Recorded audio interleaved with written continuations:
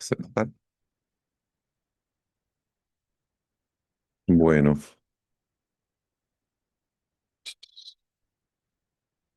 dejé esta imagen aquí, aquí, aquí. Ya. Bueno, vamos a repasar dos, tres cosas fundamentales. Eh, ya, bien. Bueno, buenos días, todas y todos. Eh, bueno, tres aspectos fundamentales de esta relación entre espectador, ¿no es cierto? Escena y fondo de escena. Y la presencia, ¿no es cierto?, de un espacio escénico que está abierto a la extensión, ¿no? Ese componente de naturaleza no es una cosa casual ni, ¿cómo se llama? Ni fortuita, ¿no? O sea, en el sentido que no es que, sino que está incorporada a la propuesta del espacio escénico, ¿ya?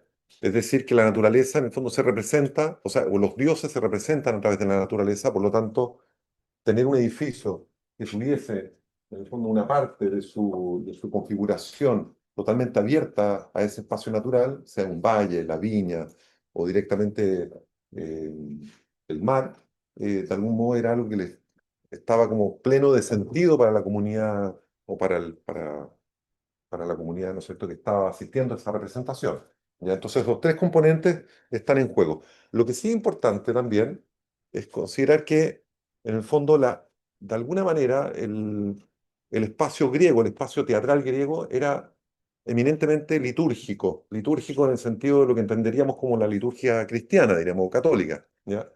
Era un espacio de conexión de la comunidad con sus dioses. O sea, aun cuando este formato se tratase o se tratara a través de formas dramáticas, de alguna manera formas dramáticas construidas, como Edipo Rey, o La Orestiada, ¿cómo se llama?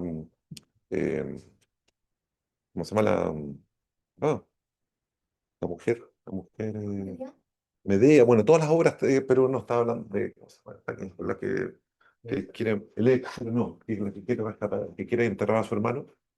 Eh, no veo, olvídame, no. Mm, ya, no importa, ni me voy a acordar. Bueno, en general, en el contexto de las tragedias, todas las tragedias lo que hacen, en fondo, ponen en cuestión las acciones humanas, pero también en relación con estas configuraciones o relaciones con lo divino, ¿ya? Eh, es interesante, si ven, por ejemplo, los que han leído Edipo Rey, se darán cuenta que la interrelación dentro de la tragedia de Edipo Rey, la interrelación que se dan con los dioses es como un diálogo constante. No es que los dioses no sean parte de la tragedia, es como un actor más dentro de la obra, ¿ya? Eso es bien interesante la configuración. Yo creo que si tienen la oportunidad de leer, bueno, Edipo Rey es muy importante sobre todo para entender la poética de Aristóteles. La poética de Aristóteles es un libro bien pequeñito, bien corto, pero que habla de cómo es la estructura de la tragedia, cómo son las formas de representación que se daban en la Grecia helenística, diríamos, ¿ya? Aristóteles es un filósofo del 300, aproximadamente 320, 330 antes de Cristo. Es un filósofo que va recogiendo todo ese legado de lo que fue la época de Pericles. Los grandes dramaturgos que nosotros conocemos, los más importantes, que son griegos, dramaturgos griegos importantes.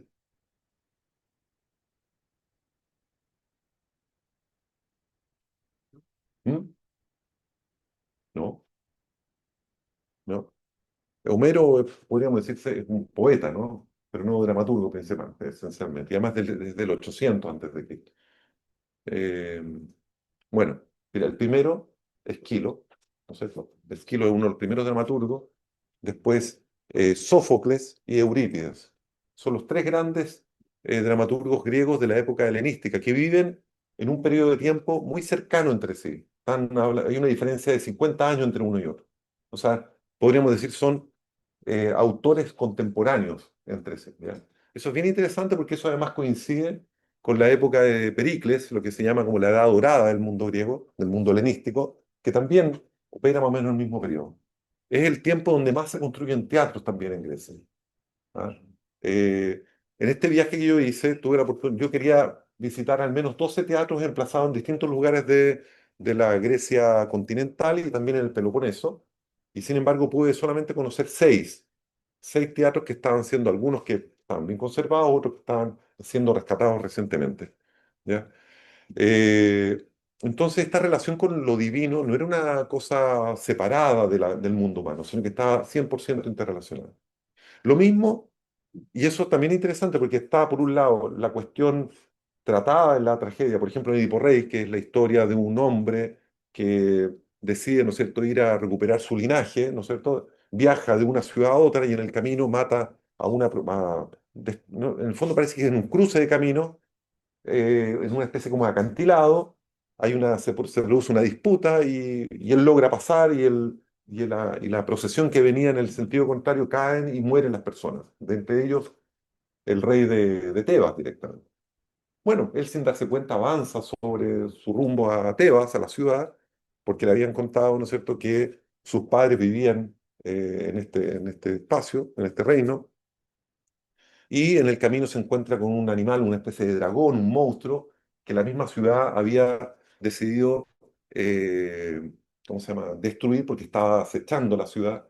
Y, ¿cómo se llama? Y le otorgan un premio a quien lograse matar este animal, este monstruo. Y él, en esa misma casualidad de la vida, de ir caminando rumbo en un destino con otro propósito, mata a este monstruo y por eso logra ser coronado, ¿no es cierto?, por la ciudad, y la ciudad que lo corona, por un lado, hace rey, pero además le ofrece casarse con la reina. ¿No es cierto? Conocen más o menos la historia, ¿no? Bueno, es un poco así, ¿no? Realmente hay más detalles, pero al casarse con la reina comienza, ¿no es cierto?, toda una vida de éxitos, ¿no es cierto? Y podríamos decir que es un personaje tremendamente exitoso, huérfano, pero sin embargo destruye a un dragón, se casa con la reina, es rey de un imperio, diríamos, o de un reino, de un estado, y podríamos decir que su vida cumple con todos los requisitos de una persona exitosa, ¿no es cierto? Sería un gran empresario hoy día, ¿no? O un presidente de la República, ¿no es cierto? Cosas de ese tipo. Pero en un minuto, ¿no es cierto?, empieza nuevamente a ser acechada la ciudad, empiezan las enfermedades, empieza la ciudad como a darse cuenta que tiene un problema, hay algo que está quejando la ciudad, y él trata de encontrar el motivo por cual la ciudad hoy día había entrado en decadencia. Y consulta a un anciano, un sacerdote no vidente, que le diga cuál era el motivo. No, no era el oráculo, era un sacerdote que vivía en la ciudad, ¿ya? Y trata de consultarle, ¿no es cierto?, y de pedirle que le diga cuáles eran las causas de esta tragedia que estaba acechando la ciudad. Y este sacerdote le dice, no, no quieras tú saber cuál es la causa, ¿no es cierto?, de esta tragedia. En el fondo él quería saber quién había matado al rey, porque lo que había sucedido es que por la muerte del rey, la ciudad había entrado en esta especie como de decadencia.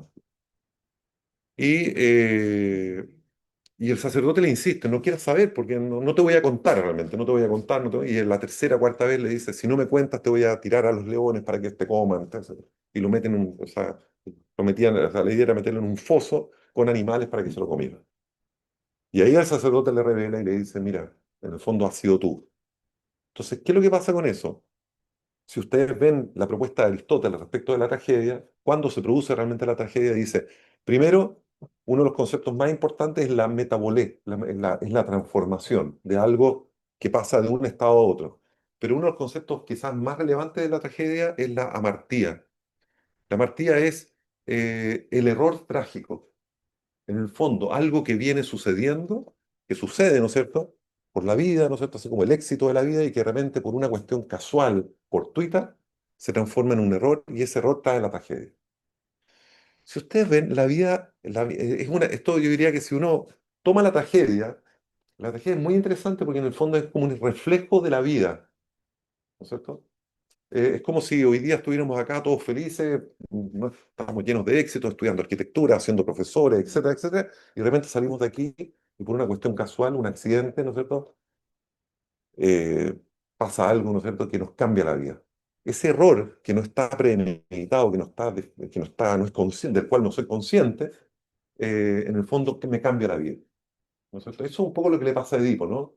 Él no, nunca quiso matar a su padre, simplemente fue una disputa casual entre él y una persona que no conocía, digamos.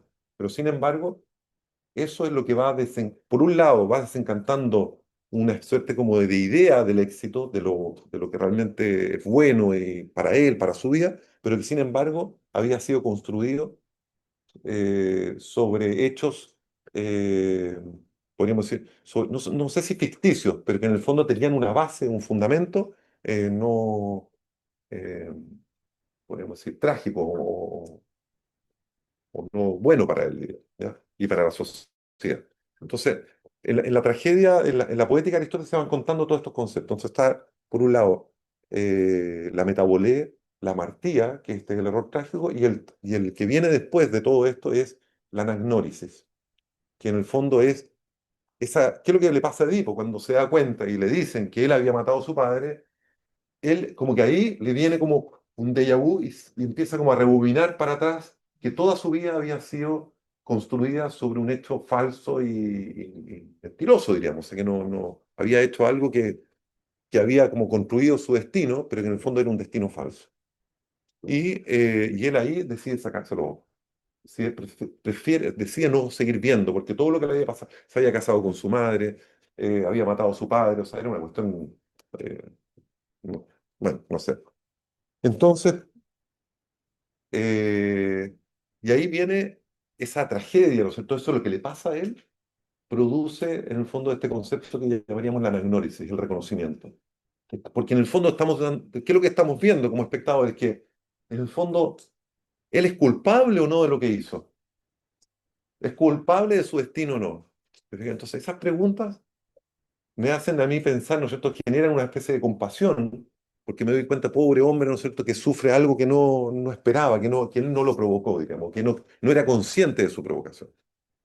Y ese es el concepto de la anagnórisis.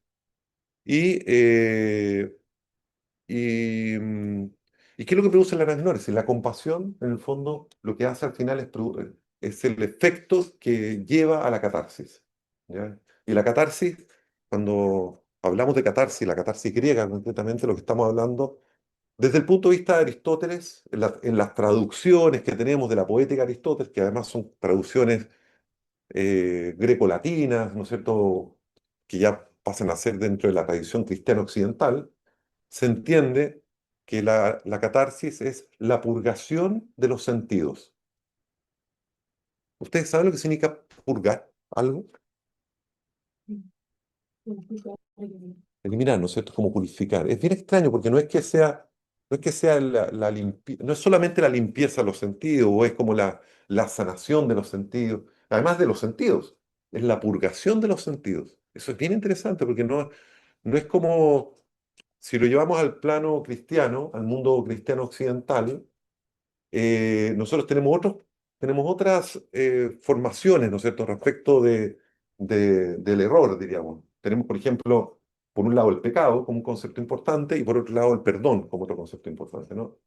Entonces, a través del perdón, nosotros podríamos decir, purgamos nuestros pecados, los errores que hemos cometido, ¿no es cierto? Ahí hay algo, hay toda una línea, ¿no es cierto?, de interpretación distinta, pero que para los griegos pasa algo que yo lo he discutido harto con un amigo filósofo, y en el fondo, para los griegos purgar no era como expiar algo, no era como sanar de algo, era más bien como volver a nacer, es como volver a empezar, ¿ah? Pero no porque lo otro hubiese sido malo, sino porque es necesario como volver a construir unas nuevas pasiones, diríamos. Ahí hay algo bien, yo no sé explicar bien, pero en el fondo es muy distinta la concepción de lo divino en el mundo griego a la concepción divina en el mundo cristiano. Y nosotros, en nuestra cultura, eso hemos estado, podríamos decir, totalmente, hemos cristianizado todos los principios del arte griego. Hemos tendido a llevarlo a esta lógica del pecado y el perdón. Es como que ahí hay algo. Hay un filósofo que es francés, judío, inglés, un personaje bien, contemporáneo que se llama George Steiner, que habla un poco de esta problemática del mundo occidental, que en el fondo visto, tenemos una idea del mundo griego. De hecho, ustedes saben que por ejemplo, que a fines del siglo XIX, durante el siglo XIX principalmente, hay todo un renacimiento del mundo griego en países como Alemania o Francia, en el fondo, que trata- intentan en el fondo buscar una suerte como de origen semejante al mundo griego para poder reconstruir la sociedad alemana. Y claro, pero esa interpretación del mundo griego también tiene esa mirada, ¿no es cierto?, eh, cristiana occidental. Un ejemplo bien específico es la poética de Friedrich Hölderlin, un poeta alemán romántico que cuando escribe su poética siempre está como mirando, ¿no es cierto?, el mundo griego helenístico, ¿no es cierto?, como parte de su impronta, ¿no es cierto?, poética, pero sin embargo, las traducciones que se hacen de su poética tienden a llevarnos a una interpretación mucho más en esta ecuación pecado-perdón, diría. ¿Ya? Bueno, ahí hay todo un temazo. Pero lo que quiero plantear es que en el fondo para los griegos, esta relación con los dioses no era una relación como de, diríamos, pecado-perdón. No es que los griegos vayan al teatro para sanar, ¿no es cierto?, sus pecados, ¿ah? Para ser mejores personas. Ahí hay algo, que diría como que, y de hecho uno lo puede ver justamente en la representación que ellos hacían de sus dioses. Los dioses eran, podrían ser los seres más caprichosos, no eran personas santas, ¿no es cierto? Como diríamos, San Francisco de Asís es incólume, ¿no es cierto? Nadie podría tocar a San Francisco de Asís, ¿no es cierto? Es como, desde el punto de vista cristiano, es casi un ser perfecto, ¿no? Eh, los santos que en el mundo cristiano hemos nombrado santos generalmente tienden a ser personas como que son santos porque son ejemplos de vida. Si uno mira a los dioses griegos, ejemplos de vida no lo son, digamos, ¿cierto? Zeus era un desgraciado, diríamos, ¿cierto? Un tipo, eh, ¿cómo se llama? Disponía de todo lo que tuviese alrededor. Todos los dioses tenían, en el fondo, estaban llenos de caprichos, digamos, ¿no? Entonces, bien extraña esa relación que tenía el ser humano con estas divinidades, ¿no? Es muy distinta a la como las entendemos nosotros. Entonces, eso es importante para entender cómo ellos, por qué asistían a estas representaciones. Hay algo que a mi parecer me parece como que podría estar en el corazón de esa interpretación, que tiene que ver con como la renovación de las pasiones. Como hay algo ahí como que los griegos asistían a estas representaciones para volver a reapasionarse con el mundo, volver a- por eso lo dionisiaco tiene tanta fuerza también, que es como el sentido de la fiesta dionisiaca, tiene sentido porque en el fondo es como volver a nacer, es como vamos a morir, bien, vamos a morir, todos vamos a morir, es un hecho, sin embargo, celebremos la vida. ¿Ya? Es tuyo, ¿no? Ya está. Ahí hay algo interesante. Es un hecho que todos vamos a morir. Lo humano es efímero, en su naturaleza es efímera. Sin embargo, porque vamos a morir, bien vale la pena celebrar. Hay una frase de Nietzsche que a mí me encanta, dice, que la muerte me pille bailando, dice. Es como una cosa así como, está bien, voy a morir, pero que me pille bailando. Entonces, ahí hay algo en la ecuación, ¿no es cierto?, espiritual del mundo griego que yo creo que vale la pena como ponerle acento para entender realmente cómo los griegos vivían su relación con el mundo divino. Eh, bueno, vamos a pasar, voy a saltarme aquí. Bueno, ahí aparece un poco el tema de las máscaras. La máscara, no voy a entrar en detalle, pero en el fondo, la palabra máscara es equivalente en su significación etimológica, significa persona. ¿Ya? Es que es prácticamente lo mismo. ¿Ya? Es bien interesante porque, bien quizá un poco relacionado con lo anterior, el teatro representa, en el fondo representa a la persona, no representa, no es que la máscara sea como una cosa distinta al ser, sino que diríamos que es una fijación del ser, es como fijar algo, ponerlo en un estado, como se ve aquí, ¿no es cierto? Casi todas las máscaras griegas podían ser de madera, pero también a veces eran de piedra, también eran unos elementos bien sólidos, bien pesados, pero que tenían toda una configuración morfológica, prácticamente todo con la boca muy abierta, ¿no es cierto? Incluso se decía que dentro de las mismas máscaras había una especie de bocinas para que se exaltara mejor la voz, para que sonara más fuerte. Pero lo que sí hacían era fijar como una suerte como de personalidad, ¿ah? Como que eso es bien determinante. Hay unas máscaras muy interesantes que son unas máscaras japonesas de un teatro que tiene como 600 años de historia, que es el teatro No. Se escribe N-O-H. Y la manera de construir estas máscaras pasan por un proceso de pulido de pinturas y pulidos que por lo menos son unas 20 o 30 capas que el constructor de máscara va haciendo para hasta llegar a la representación de ese personaje que se quiere construir. Es muy bonito el mundo de las máscaras como lo que significan realmente la representación escénica. Ahí hay toda una historiografía así, un mundo entero, yo diría que un doctorado entero, ¿no es cierto? A tratar para mirar lo que significa, lo que representan en el mundo de las artes escénicas, ¿ya? Bueno, esto ya lo vimos, ¿no es cierto? Cómo se va separando el corifeo del coreuta.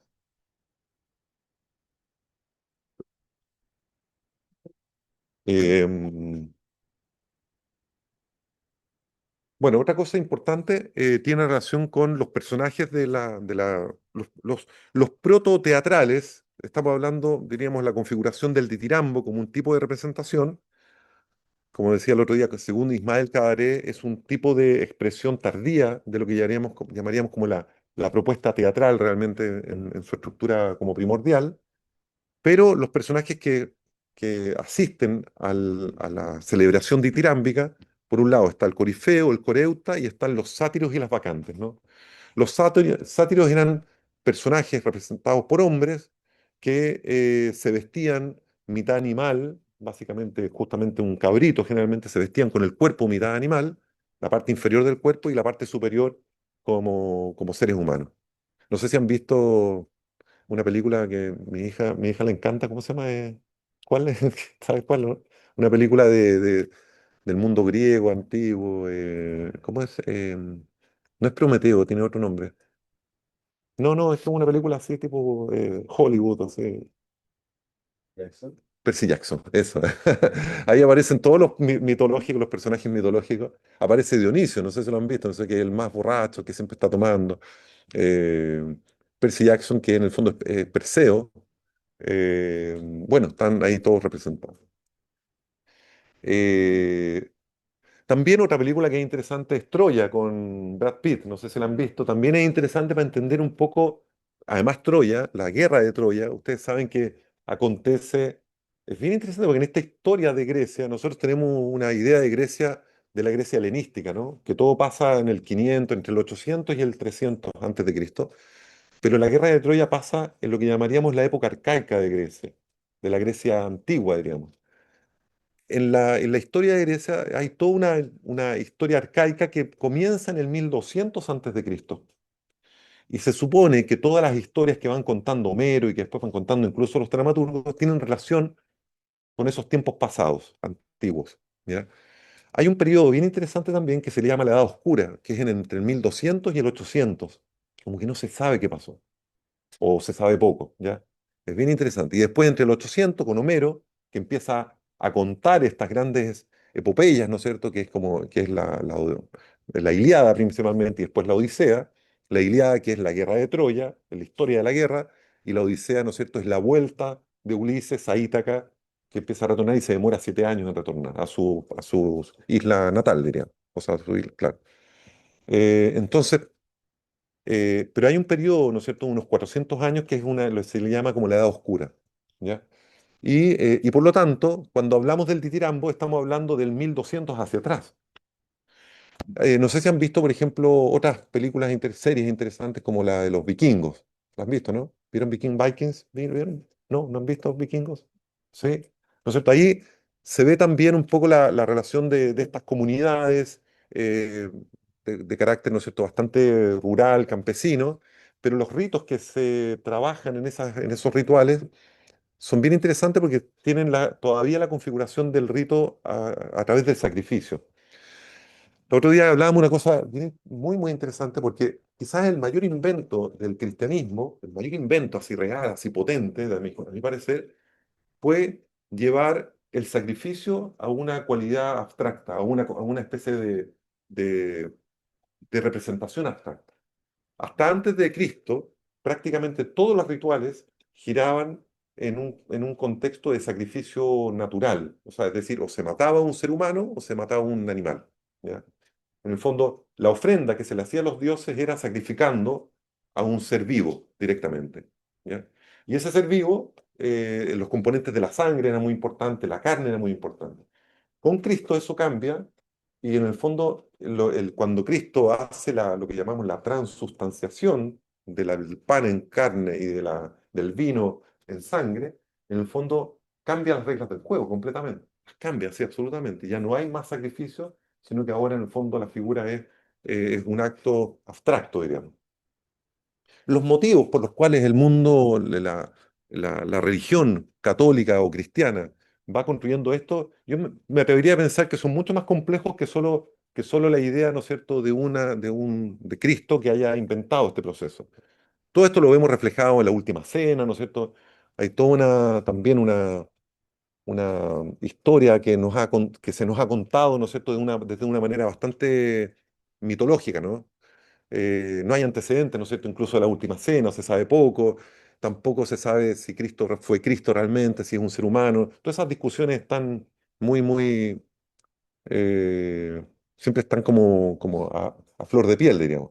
Pero lo que sí a mí me parece como fuerte es que se hayan cambiado las reglas del juego respecto de la manera de ofrendar a los dioses, ¿ah? De ofrendar a lo desconocido, diríamos, o a lo que nos parece como sublime.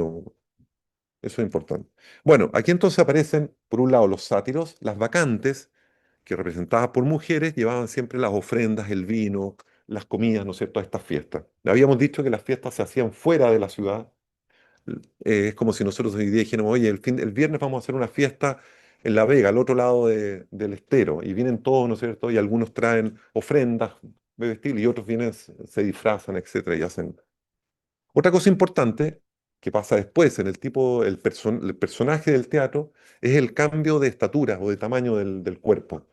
Los representantes del teatro griego, por un lado, se visten de esta manera, ocupan estas máscaras que tenían una proporción mayor a la mayor del cuerpo, pero también representan a través de una especie como de zuecos o de zapatos altos que se llamaban coturnos, que era un zapato de madera alto, como de este tamaño, que permitía en el fondo aumentar el tamaño de los personajes. Bueno, son cosas como. Bueno, aquí vemos la estructura. Bueno, aquí volvemos un poco al tema del origen, que en la estructura de la geometría del espacio escénico griego, aquí hay una distinción que ustedes, de esto, si lo aprenden, no se les va a olvidar más, y cuando vean un teatro griego o un teatro romano, van a saber distinguir exactamente cuándo es griego y cuándo es romano, ¿ya? Lo primero es que el teatro griego, primero tiene el espacio desde el centro del altar, que ellos llamaban la timele, o cimele, con TH, también se traduce como ara, el lugar del sacrificio, que es el lugar donde se sacrificaba en el ditirambo al macho cabrío. Lo segundo, el espacio de la orquesta, ¿no es cierto? El foso de orquesta, este círculo, ¿no es cierto?, sagrado, donde acontece la escena, ¿no? Después, lo que llamamos el espacio de los espectadores, que era una figura concéntrica de planta circular, dividida por, ¿no es cierto?, por uno, 2, 3, 4, 5, 6, 7, 8 cuadrantes, 8 radios, ¿ah?, que configuran. Generalmente, las escaleras que suben al teatro vienen en estos espacios. Es una subdivisión de graderías que seguramente ayudaba a que la gente pudiera salir ordenadamente, ¿no es cierto?, del teatro. ¿Ya? A esto se le llamaba el espacio del coilón, con K. Coilón, orquesta, timele. Y después en esta parte de aquí, bueno, y qué importante, es que si uno completa el círculo, hay un cuadrante, yo no sé muy bien, esto es como ponte tú de aquí, o sea, uno, dos, tres, cuatro de estos elementos, no, quizás más, cinco, esto, uno, dos, tres, cuatro, cinco, claro, hasta aquí, no están. O sea, es como yo no he sacado la proporción, pero es como un tercio del edificio no existe, ¿ya? Es abierto. Y en ese lugar se construía, fue aumentando con el tiempo de forma, de tamaño, de estructura, lo que llamaríamos como la esquene o la escenografía, que es esta suerte como de cobertizo, choza, plataforma, donde los actores podían cambiarse, ¿no es cierto? Podían, ¿ya? Pero lo interesante es que esta plataforma está separada del edificio. O sea, casi diríamos que dentro de la estructura del teatro, lo más importante es que no existe esto. Está como un edificio que se corta aquí. Por acá hay unas puertas que se llamaban los parodoi, parodoi parodas, en el fondo, donde los actores podían entrar a escena. ¿Ya? Pero ¿qué es lo que pasa? Cuando comienzan los romanos, bueno, a ver, esto es importante. Aquí vemos una, esto tiene relación con la anterior. Esto es un guillatún, es la representación de un rito mapuche. ¿Qué es lo que tiene de interesante? Que además yo lo he visto tanto en el guillatún, pero también lo he visto en otras representaciones precolombinas. Hay un tipo de danza que se hace en el nordeste de Brasil que se llama la Yurema Sagrada, y que es una danza parecida a esta. Les voy a mandar una foto por WhatsApp para que la vean, pero es una danza donde la gente baila, hombres y mujeres bailan alrededor, van danzando, girando alrededor. En el centro hay una persona con un tambor que va guiando la danza, que sería en este caso el coreuta griego, y en el centro del lugar hay una persona con unas banderas, ¿no es cierto?, que está como, diríamos, como trayendo lo divino al espacio. En el fondo, independiente de los detalles y las diferencias que sí hay entre el guillatún y el ditirambo, las estructuras, esto es como una especie de arquetipo de la ritualidad, ¿ya? Que se da en muchas culturas, se da en los pueblos mapuches, aquí en Latinoamérica, o en Sudamérica, pero también se da aquí en el sur de Latinoamérica, o también se da en Brasil, o se da en otros pueblos como el mundo griego antiguo, diría. ¿Ya?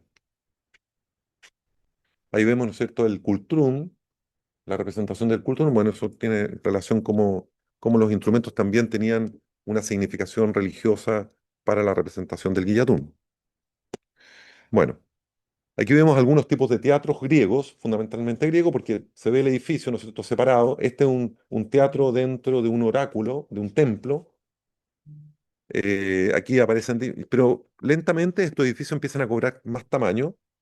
Y cuando pasamos al teatro, bueno, aquí vemos un poco estos elementos también, las chozas. Ah, una cosa importante que yo no pude descubrir, nunca lo vi, pero según algunos historiadores decían que debajo de los asientos, de estos asientos de piedra, ¿no es cierto?, en las laderas de los cerros, los griegos construyeron unas pequeñas cavidades donde depositaban unas vasijas de bronce sostenidas sobre unos filamentos, sobre unos pedestales pequeñitos que quedaban suspendidas, de tal manera de que los sonidos de la escena ya se expresaba muy bien. O sea, te paras en el centro, en el teatro de Delfos, te paras en el centro y hablas desde el centro del teatro, desde el altar del teatro, la, ¿cómo se llama? La proyección sonora, ¿no es cierto?, es perfecta, o sea, se escucha bastante bien. Pero los griegos, ¿qué es lo que hacían? En distintos puntos iban colocando esta suerte como de cavidades para que, esto lo dice Vitruvio, las vestimentas de las personas, que eran bastante anchas, ¿no es cierto?, todo el mundo con túnicas, pudiesen en el fondo recibir estas resonaciones y en el fondo estas resonancias se proyectaban a través del cuerpo. Entonces había una especie de unos prediseños, ¿no es cierto?, acústicos muy interesantes. Yo no los puedo encontrar porque claro, los teatros están muy destruidos, pero vi en alguna parte unas perforaciones que se veían debajo en el teatro de Argos principalmente. Vi unas pequeñas perforaciones que me dieron la impresión de que podían ser estas cavidades con las vasijas. Nosotros cuando estamos hablando del taller, volviendo un poco al proyecto del taller, nuestra idea sería pensar que estos grandes muros de tierra que queremos diseñar podrían tener unas incrustaciones que podrían proyectar como dimensiones sonoras. Eso ahí hay una idea que queremos desarrollar. ¿Cómo tenemos un muro de tierra, pero qué pasa si le incrustamos unos elementos que tengan la capacidad como de absorber y también resonar un sonido que viene dentro de la sala? ¿Ya? Es una idea que va a ser desarrollada en el seminario de acústica que vamos a hacer en un par de semanas más, diríamos. ¿Ya? Ahí tenemos una bellísima bibliografía y les vamos a ir comentando. Bueno, aquí se ve un poco la evolución del teatro, el cobijo, ¿no es cierto?, la choza, el edificio, con un proscenio, con un pequeño altar, y después cuando llegamos al teatro romano, ya vemos que prácticamente todo el edificio cubre todo el espacio de la escena. Este es el teatro romano, que lo vamos a ver ahora. Ahí vemos los distintos tipos de representación, primero en el bosque, después en una ladera de cerro, o en la plaza de la ciudad, en el ágora de la ciudad, frente al valle, frente al mar, etcétera, todas las alternativas que se daban, etcétera. Y empiezan a surgir los cambios. Entonces, ¿qué es lo que va pasando? Que los romanos claro, que hacen una interpretación del mundo griego muy cercana a cómo acontecía en el mundo griego, pero hacen cambios importantes. Para los griegos, la relación con los dioses evidentemente no era la misma que tenían los griegos, no era una cuestión religiosa la que tenían con los dioses, o no era tan fuertemente religiosa. Seguramente había muchos romanos muy religiosos y que apegados, ¿no es cierto?, a ese mundo. Pero en la realidad, la relación más importante que tuvo el Imperio Romano era directamente con las leyes, con el mundo como de la construcción de ciudad, del Estado, diríamos, ¿ya? Y una cosa relevante es que lo primero que hacen, si bien los romanos construyen teatros nuevos, también transforman teatros griegos. Entonces, por ejemplo, el teatro de Delfos ya está transformado por los romanos. El teatro de Pidauro no, el teatro de Pidauro se mantiene muy eh, semejante a la geometría original, o sea, muy fiel a la geometría original. Pero ¿qué es lo que hacen los romanos? En el fondo, cortan esta suerte de configuración circular, lo cortan por la mitad y construyen de lado a lado una suerte de fachada completamente del edificio. Y lo que hace con eso es que separan la relación del pueblo griego con la naturaleza. O sea, el que asiste al teatro asiste directamente a un edificio que está en su mayor porcentaje casi completamente cerrado. Tanto así que los romanos utilizan esta especie de tambor donde se construye el teatro, colocan telas en la parte superior y empiezan a ya cerrar el edificio, ¿ya? Es decir, que el edificio se separa de la naturaleza, primero, y lo segundo es que levantan la fachada de un palacio y que viene a ser un poco la manifestación del poder del reino de turno. Los romanos en cada lugar que iban conquistando construían principalmente templos y teatros. Son los primeros edificios que se construían dentro de la ciudad romana. Están los muros de la ciudad, está la configuración del cardo y el decumano, pero una vez que definen esas coordenadas, el augur, que era el personaje que le da la directriz a la definición del lugar del asentamiento, lo primero que tiene es un templo donde estaría como la presencia de lo divino y por otro lado el teatro donde los gobernantes de turno podían de algún modo tomar esa población, reunirlas en el espacio y decirle en el fondo cuáles iban a ser las leyes que se iban a administrar en ese contexto. Entonces, la fachada, ¿no es cierto?, va tomando mucha fuerza como representación también del poder del imperio. Ahí se ve lo que decía antes también, que para los romanos en general, ¿no es cierto? En todos los asentamientos el teatro ya no está fuera de la ciudad. Ya no se va al teatro, ¿no es cierto?, a 100 kilómetros de distancia, como en Delfos, ¿no? Ya no existe esta relación con el oráculo como la tenía así el pueblo cristiano. Seguramente siguen existiendo oráculos, pero podríamos decir, son reminiscencias del mundo griego que los romanos van adquiriendo, pero no es el mayor sentido que le quieren dar a su relación con los dioses. Pero sí, los teatros que están emplazados en la ciudad de Roma, la ciudad de Roma antigua, aquí se ven los muros, los muros servianos y los muros aurelianos de la ciudad de Roma. Este es el muro aureliano, este es el muro servianos, y se ven los teatros metidos dentro de los muros de la ciudad, ¿ya? En la ciudad de Nimes pasa lo mismo, ¿ya? En los muros de la ciudad, y uno ve el teatro metido adentro, quizás incluso en el perímetro, pero siempre dentro de la configuración.